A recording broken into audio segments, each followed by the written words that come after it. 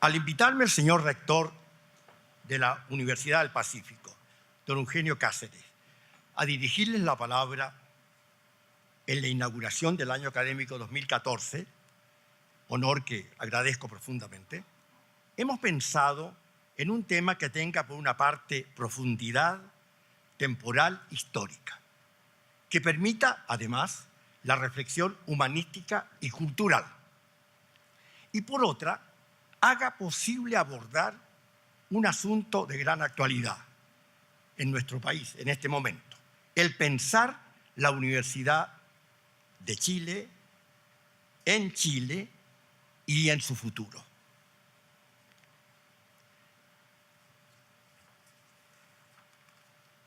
Ustedes saben de que se está discutiendo bastante en este momento sobre la universidad. Hay primeras declaraciones en las redes sociales, en los periódicos, en los diarios, y realmente hay también, y hay que decirlo claramente, bastante superficialidad en el tema. Ahora bien, nosotros creemos que es necesario hacer cambios y pensar estos cambios. Mi tradición de 50 años en la universidad, especialmente en la Universidad de Chile, 45 años en ella y 5 acá, me permiten pensar sobre este tema y plantearles a ustedes algunas ideas, con una visión posiblemente exageradamente histórica para algunos, pero necesaria para comprender la temática que hoy día estamos viviendo. ¿Por qué preocuparnos de mirar hacia atrás, hacia el pasado? ¿No bastaría acaso pensar en los últimos 100 años como se está haciendo comúnmente en todas las primeras reflexiones? ¿Hasta dónde podemos nosotros pensar más allá del siglo XIX? Algunos llegan hasta la Real Universidad de San Felipe y se olvidan de que antes de la Real Universidad de San Felipe habían universidades en Chile. Sería bueno recordarles un poco esos temas. ¿De dónde viene? ¿Cómo se formó la institución universitaria en Chile? Incluso preguntemos, ¿podemos encontrar un hilo conductor de hechos que nos ayude a entender en profundidad el significado y el valor de la educación superior? Pues bien, tratemos muy brevemente, porque esto da para una largas reflexiones, muy brevemente tratemos de buscar las raíces de la formación de hombres, de la formación de ciudadanos. Y tenemos que retroceder inmediatamente a la Grecia antigua, a la Elas. Allí sabemos que encontramos una raíz profunda que nos va a permitir relacionar desde ese momento, desde hace 2500 años atrás aproximadamente, hasta ahora, esta reflexión sobre educación superior. Yo tengo un discurso aquí muy largo, pero realmente me aburro mucho leer. Así que voy a recordar perfectamente lo que yo he escrito y me van a perdonar ustedes si frente al discurso que ustedes pueden leer perfectamente van a descubrir algunos vacíos. Pero realmente no me siento profesor leyendo.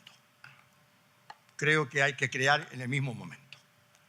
La Elas antigua, hace 2500, 2600 años atrás, nos entregó el primer origen de educación de hombres. Es la paideia justamente ateniense, la paideia jónica.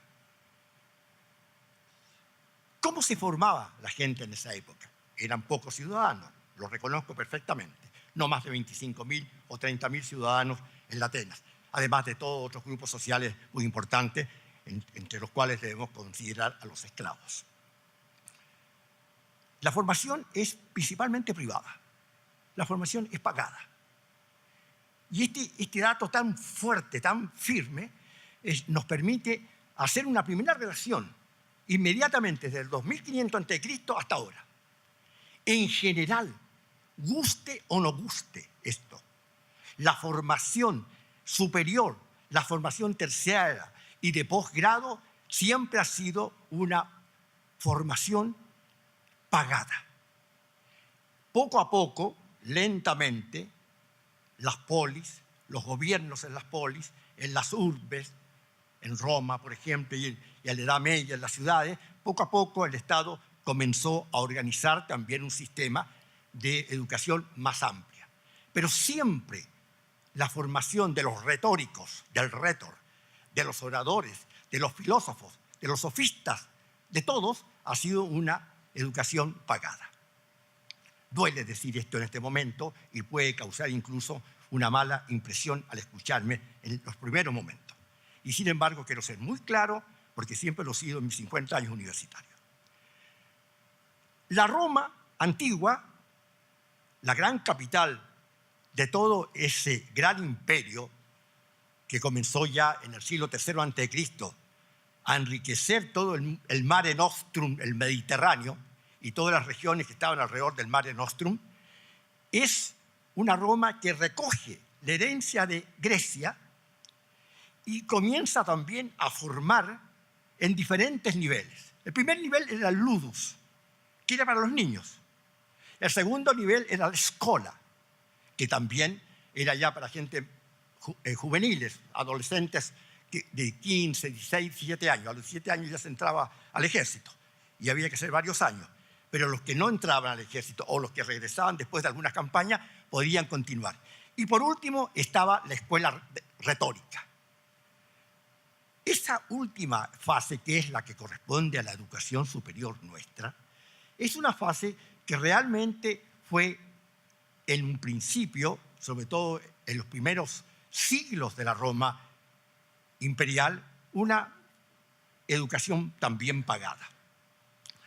El Estado, con el imperio, comenzó a preocuparse bastante. Mecenas es una figura fundamental, es una especie de ministro de cultura, ¿verdad?, de Augusto. Y en ese primer siglo de la era cristiana comienza a haber una actividad mucho mayor y una mayor preocupación del Estado en la educación de sus hombres mayores. El cursus honorum, la carrera política administrativa, comenzaba a los 30 años. Por lo tanto, había que estar formado entre los 17 aproximadamente y los 30 años. Como ustedes recordarán, los primeros grandes maestros de la Grecia fueron los sofistas, maestros bastante vilipendiados últimamente, en los últimos siglos, pero que eran filósofos y grandes pedagogos que, por supuesto, recibían dinero. Sócrates fue un sofista más, es decir, un hombre sabio. Eso es, y nada más ni nada menos. Los romanos que conquistaron la Grecia fueron conquistados, como ustedes saben muy bien, por la Elas, por la Grecia antigua. Y ellos recogieron toda esa herencia de educación, tanto a nivel básico como a nivel superior. Ahora bien, este mundo romano es muy interesante porque ya en el siglo II después de Cristo aparece una formación dirigida por el Estado, que es el famoso Athenaeum, que es una palabra que toman justamente de Grecia y que recoge la formación superior. En ese Athenaeum del siglo II después de Cristo, curiosamente, habían concursos para elegir profesores. Es el primer antecedente histórico que nos lleva hacia las futuras universidades del medioevo. Universidades que ya en la época de carolíngica, de Carlomagno, aparece muy fuerte, desarrollando todo un sistema de educación de círculos pequeños que iban educando a los grandes filósofos, políticos, retóricos, etc. Recuerden ustedes que todo el mundo antiguo, y con esto ya termino esta visión de la antigüedad y penetro en la Edad Media y en la Grecia y en el Renacimiento, todo este mundo antiguo fue un mundo de círculos. En Roma, el círculo de los Escipiones, que tenía historiadores como Polibio, que tenía poetas y dramaturgos como Terencio, en fin, había toda una cantidad impresionante de gente alrededor de estos círculos, de estos pequeños círculos, de estas academias. Ustedes recuerdan la academia en Atenas, el Liceo, la Estoa, de ahí estoicos. En fin, hay toda una cantidad de desarrollos de educación superior pequeños que enriquecen y permiten que la Atenas, por ejemplo, se constituya en una ciudad y en un referente cultural extraordinario hasta nuestros días. Toda nuestra cultura, de alguna manera, penetra profundamente en sus raíces hasta la Atenas de los griegos antiguos. En la Edad Media, recogiéndose toda esta herencia, primero ateniense, griega y luego romana, en el mundo de Carlomagno, siglo VIII, después de Cristo, del 700 y tanto hasta el 810, 820, hay un círculo poderoso justamente alrededor de Carlomagno, en donde el quadrivium, el trivium y el quadrivium son las dos formas de educación, podríamos decir, de pregrado y de posgrado, por usar algún término actual.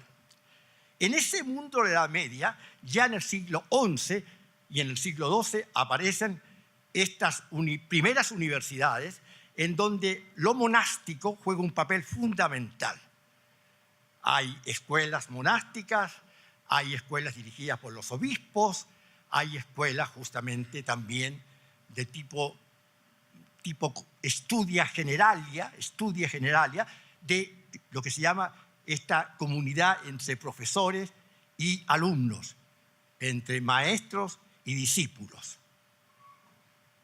No quiero repetir esto porque van a considerar a lo mejor que tengo una tendencia muy especial, ideológica, pero también toda esta formación era pagada. Los profesores tenían incluso un ayudante, que es el que pasaba la cuenta, y los alumnos tenían que pagar. Si no, no había discurso, ni había clases, ni había nada.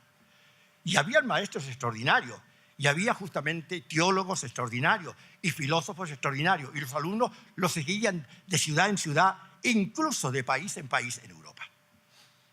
Esta es una realidad que penetra profundamente en nosotros. ¿Por qué?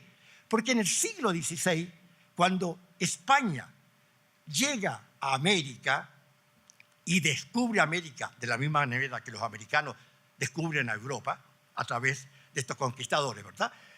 Cuando llegan los españoles a América, lo que traen ellos es justamente una educación de la Edad Media, una educación de esto que se llamaba las comunidades de maestros y discípulos, y que le colocamos el nombre de universidades. No piensen en grandes edificios, ni piensen en grandes salones, ni nada parecido. Se trata, ¿verdad?, de reuniones de un hombre con 20, 30 personas. Están los grabados, incluso, donde hay un profesor leyendo un comentario, haciendo un comentario, y los alumnos tomando nota en sus pupitres. En el siglo XII, XIII, XIV están estas cosas.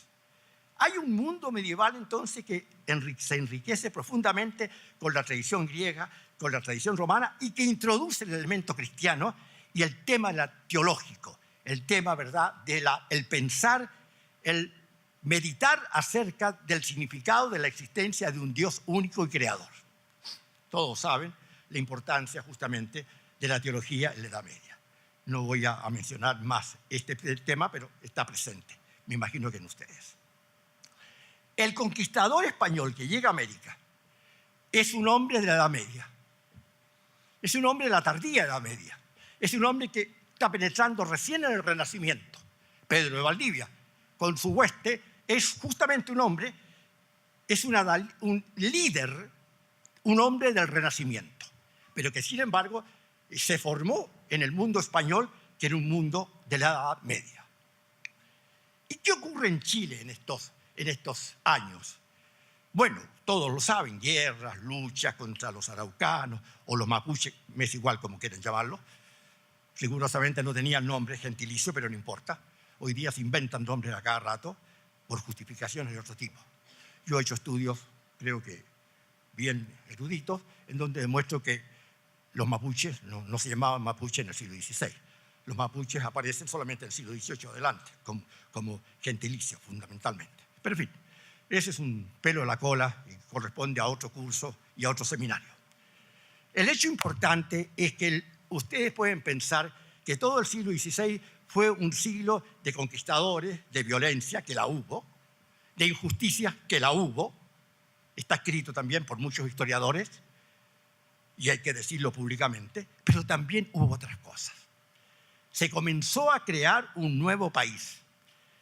El español no mata al indio, excepto en la lucha, en el combate, por supuesto, así como el indio lo que está haciendo defendiendo sus tierras.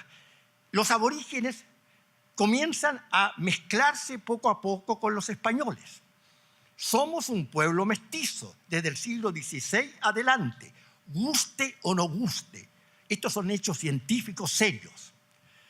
Y en este mundo de guerra y de lucha, como dice mi amigo Sergio Villalobos, en este mundo fronterizo, sin embargo, hay más que lucha, hay más que comercio. Hay educación.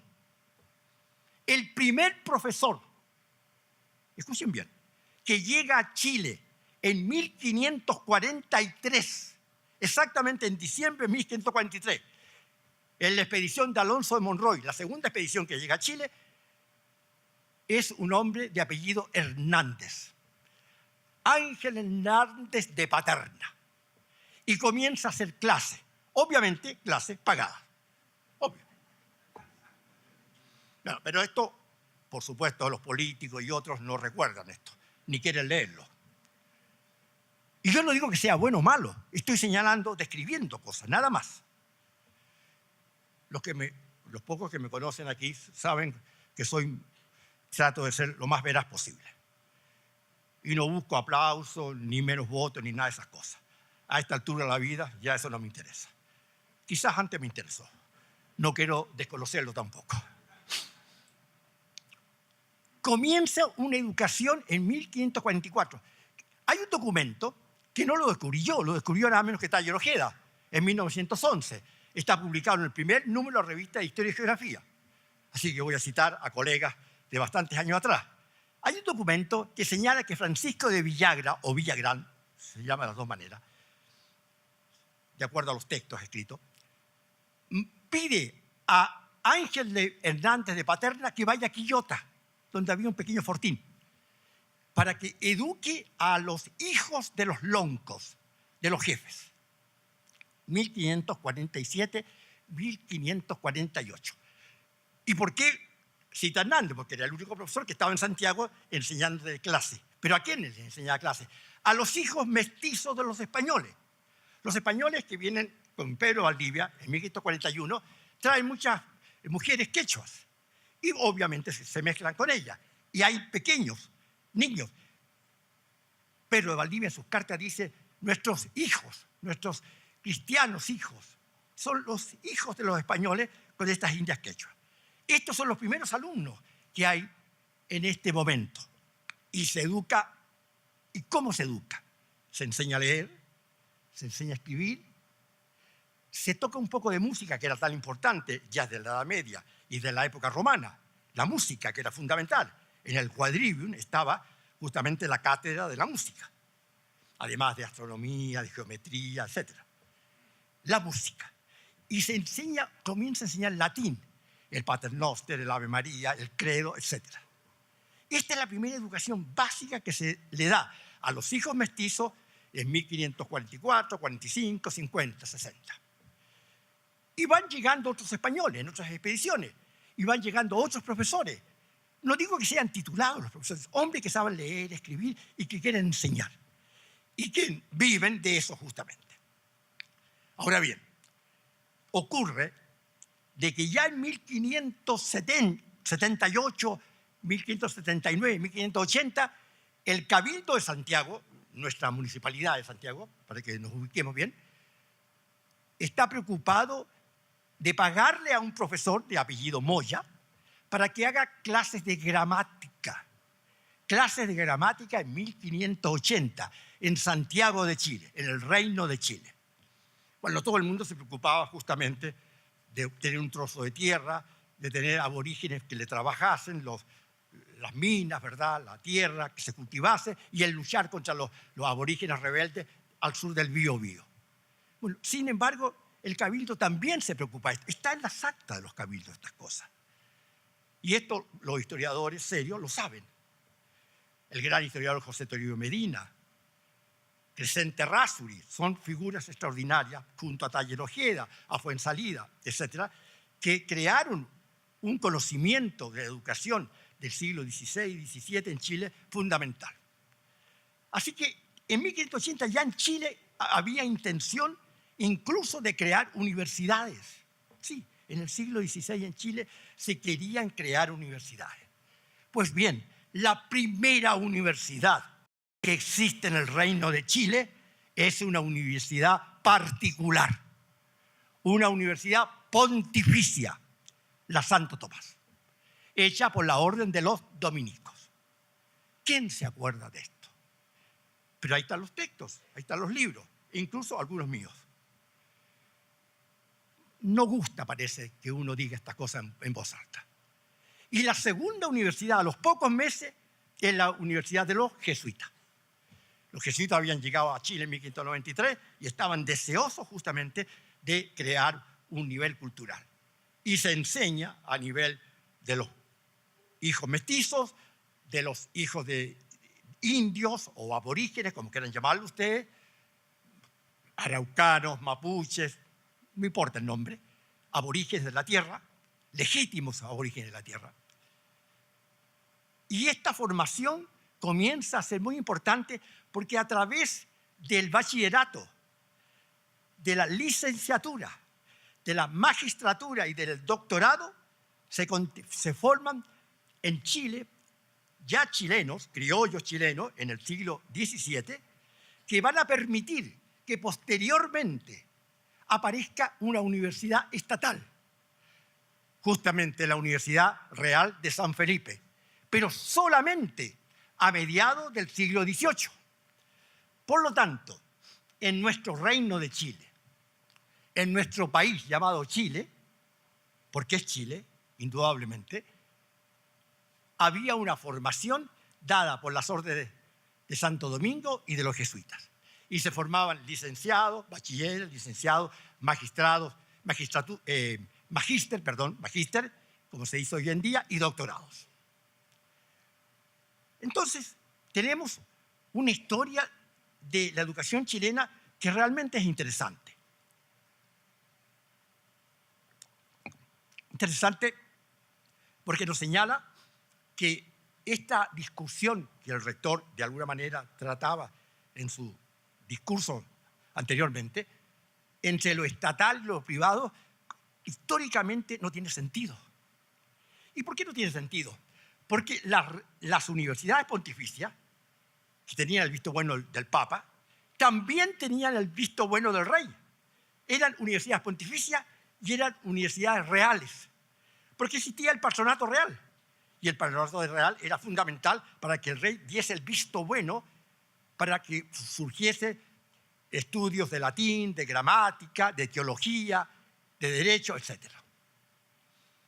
Es verdad que había universidades en otras partes, en Lima, en Córdoba, había universidades, por supuesto, pero los chilenos reclamaban tener universidad y es por eso que las primeras universidades aparecen a comienzos del siglo XVII, 1622. 2 universidades pontificias que duran hasta que aparece la Universidad Real y hasta que son expulsados los jesuitas en la segunda mitad del siglo XVIII, como ustedes saben. La expulsión de los jesuitas, sépanlo bien, y yo creo que muchos de ustedes lo saben, provocó un vacío cultural en Chile extraordinario. Costó mucho llenar ese vacío. Solamente la Universidad Estatal, que se fundó en 1842, la que se llamó Universidad de Chile, ¿verdad?, va lentamente, poco a poco, a cubrir ese vacío. La Universidad de los Jesuitas tenía una biblioteca que superaba los 6.000 volúmenes. En esa época era extraordinaria el número. Pasó toda a la Universidad de San Felipe, la Real. Y la Universidad de San Felipe, Real, cuando aparece la Universidad de Chile, ¿verdad?, entrega todos sus elementos.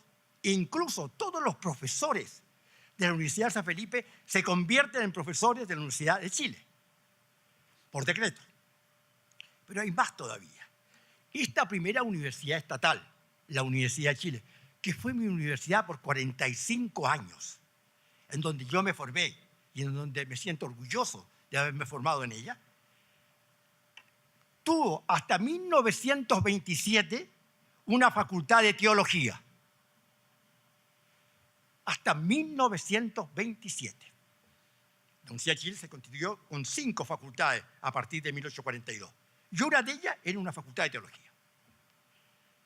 Es decir, la cultura, la formación medieval y renacentista llevaba a cultivar también el pensamiento teológico. Solamente los movimientos estudiantiles de la década del 20 van a transformar la Universidad de Chile y a través de su nuevo estatuto de 1931, como todos recordarán, va a desaparecer la universidad, la Facultad de Teología. Y ahí la Universidad de Chile ya va a tomar la línea muy fuerte del Estado docente, ¿verdad?, y de la laicidad. ¿Cuáles son los elementos característicos de nuestra vida universitaria en la segunda mitad del siglo XIX? Hay una discusión ideológica que todo el mundo conoce, muy fuerte. La discusión del Estado docente, la discusión entre Estado liberales y conservadores, de Estado e Iglesia Católica. Y reconozcámoslo, la Iglesia Católica pierde presencia, pierde fuerza en el siglo XIX por las fuerzas liberales y algunas fuerzas demócratas socialistas que aparecen ideológicamente. Es un hecho, ni bien ni mal para mí, es un hecho. Ahí está. Y esta formación de la Universidad de Chile tan fuerte, sin embargo, va a provocar una reacción muy fuerte.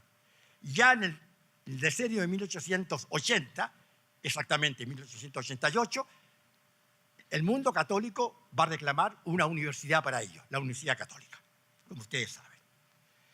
Y esta universidad, sin embargo, que fue aprobada por decreto, por ahí ha habido una discusión en el diario Mercurio de diferencia entre universidades particulares y universidades estatales, y se ha hablado de las que tienen decretos y las que no tienen decretos. Bueno, hay muchas universidades particulares que tienen decretos perfectamente, por lo tanto esa diferencia no vale.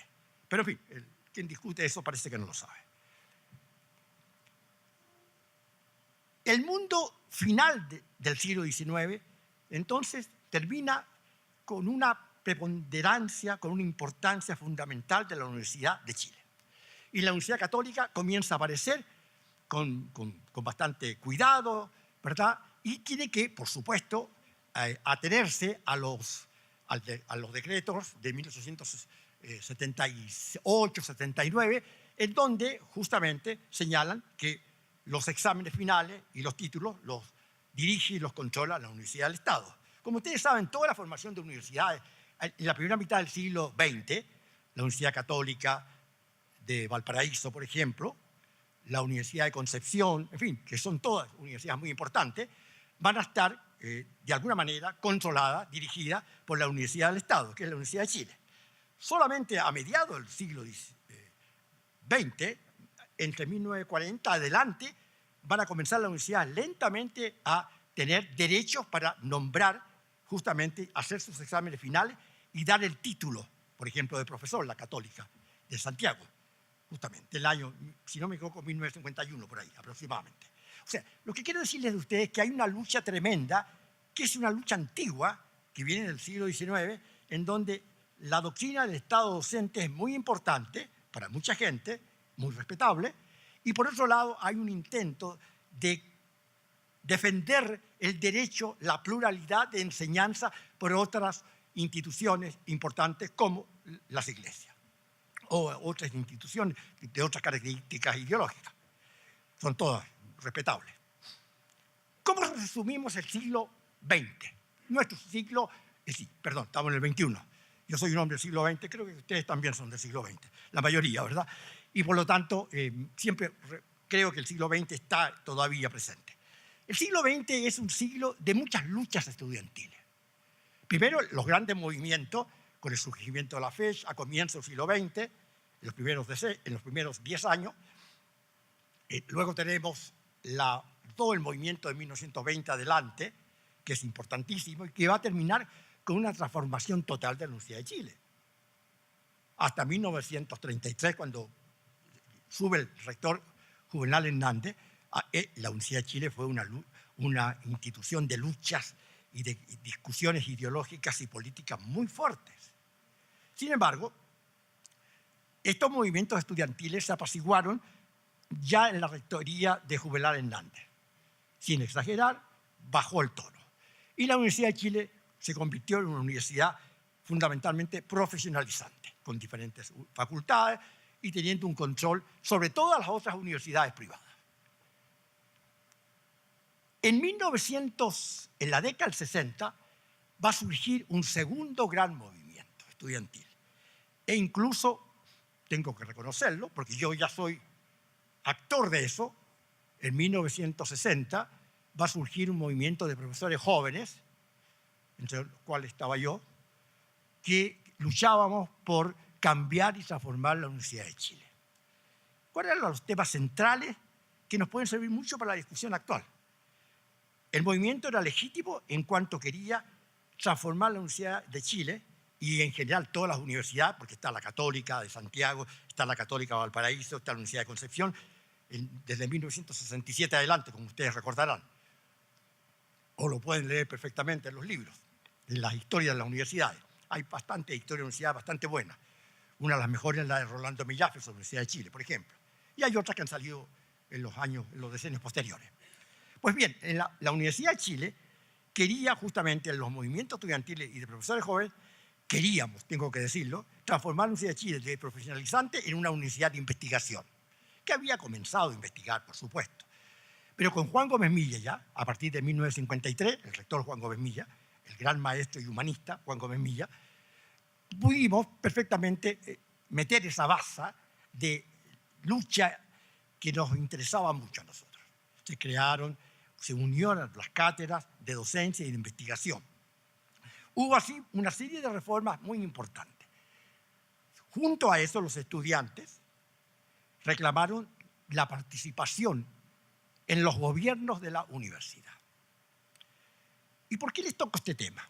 Porque hoy día hemos escuchado que algunos grupos estudiantiles están reclamando lo mismo.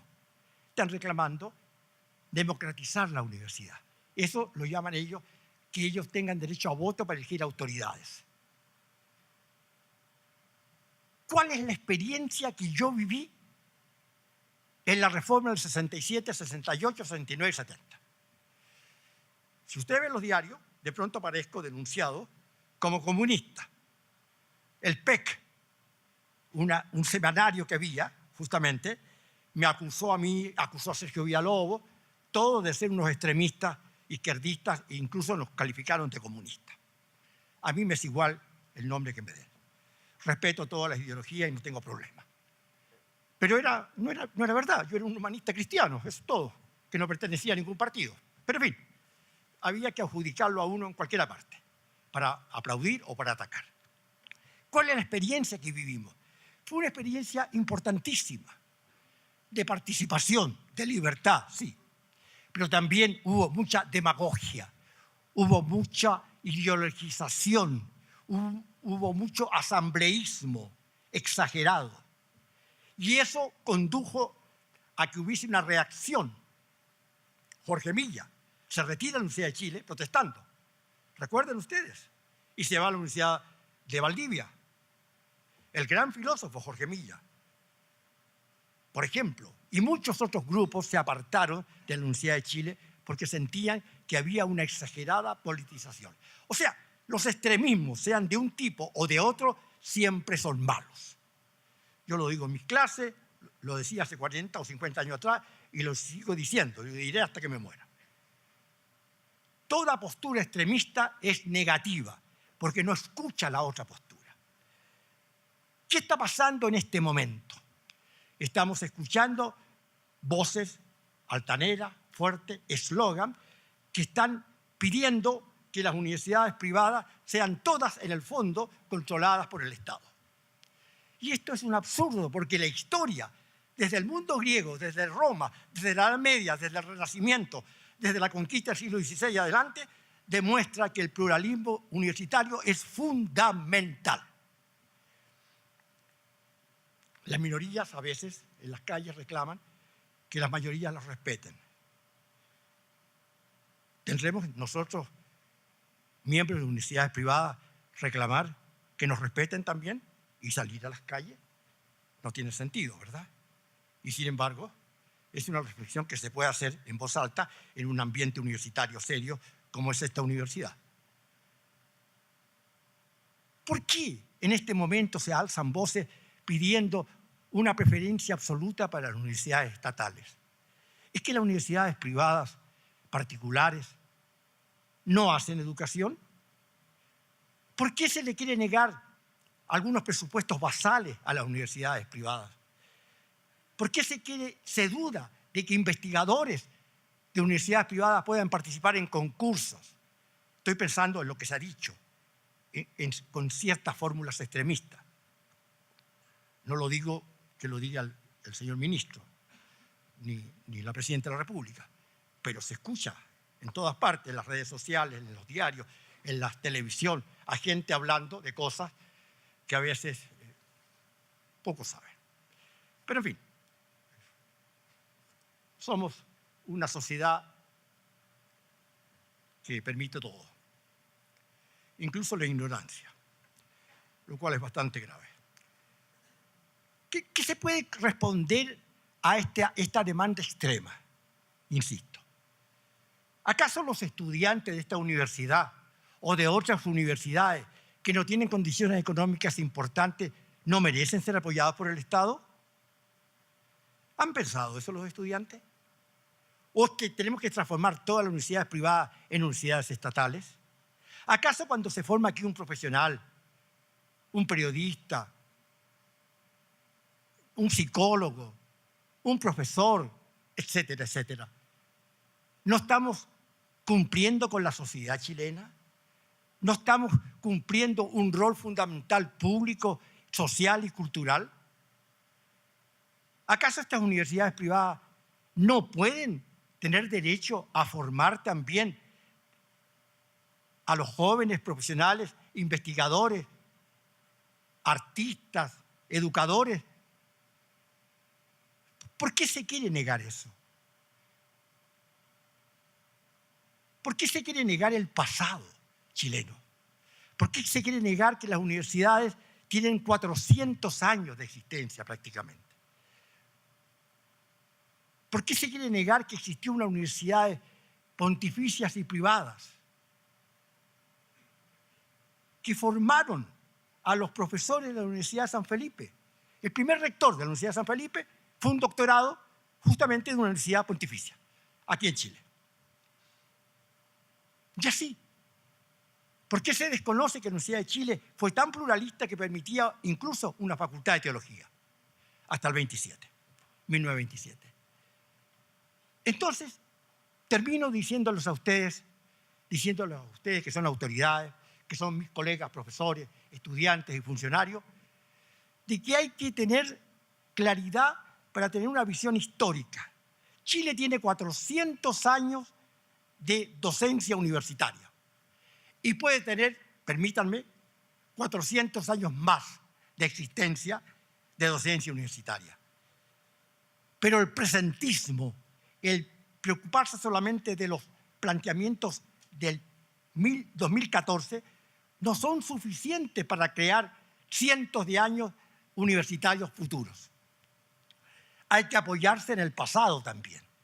Hay que apoyarse en la experiencia del pasado, en los procesos históricos, sociales y culturales. Y esos procesos nos dicen que este país ha sido siempre un país que ha respetado la educación mixta. La educación estatal, respetable, importante, poderosa, valiosa, ahí me formé yo, y la educación privada, también importante, respetuosa, donde estoy haciendo clase. Soy un hombre a lo mejor que tiene dos rostros, me dirán algunos de ustedes. Soy un hombre de la Chile y soy un hombre de la Universidad del Pacífico. Pero es que no hay contradicción alguna, porque en el fondo soy un hombre universitario, un hombre igual que ustedes, un hombre que se quiere formar, que se ha formado, y como algunos de ustedes jóvenes que se quieren formar en el mejor nivel. ¿Por qué negarle a esta universidad que puede formar con el mejor nivel? Tengan confianza en su universidad, en sus profesores, en ustedes mismos, y en que este país es un país reflexivo y un país con visión histórica. Así espero y así lo deseo fervientemente. Muchas gracias.